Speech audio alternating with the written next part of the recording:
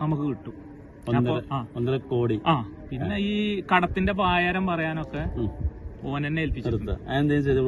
ഓൻ എന്തേലും ഒരു 10,000-10,000 കൊടുത്താ ഓൻ വന്നിട്ടേ ഓന്റെ വീട് തന്നെയാണ്, കുടുങ്ങിയതാണ് എന്നൊക്കെ പറഞ്ഞു ഓൻ തന്നെ വീഡിയോക്ക് നിന്ന് തരും.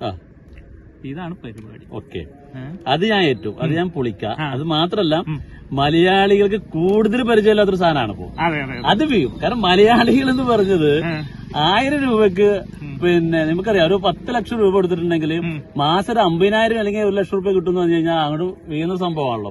അപ്പൊ ഇതിൽ 1000 രൂപയ്ക്കും 1 കോടിയുടെ ഒരു വീടും പിന്നെ 2ാം സമ്മാനം ഇങ്ങനത്തെ ആളെടുത്താകുമ്പോ BO ഒക്കെ ആയിരിക്കും വണ്ടി. ഇല്ലെങ്കിൽ നമുക്ക് അവിടെ നിന്ന് കൊണ്ടുവന്നിട്ട് അത് കൊടുക്കാം. പിന്നെ ഈ നറുക്കെടുപ്പ് സത്യത്തിൽ നടക്കുമോ? നറുക്കെടുപ്പ് സത്യത്തിൽ എങ്ങനെയാ? എന്റെ ഒരു കുട്ടൻസ് എനിക്കറിയില്ല. നറുക്കെടുപ്പ് വേണമെങ്കിൽ നമുക്ക് ചെറിയ അഡ്ജസ്റ്റ്മെന്റ് ചെയ്യാം. അതായത് നമ്മൾ ലൈവ് ആണ് എന്നൊക്കെ പറഞ്ഞിട്ട് ലൈവ് ഇടും. ലൈവ് ഇടുന്നതിന്റെ ഇടയിൽ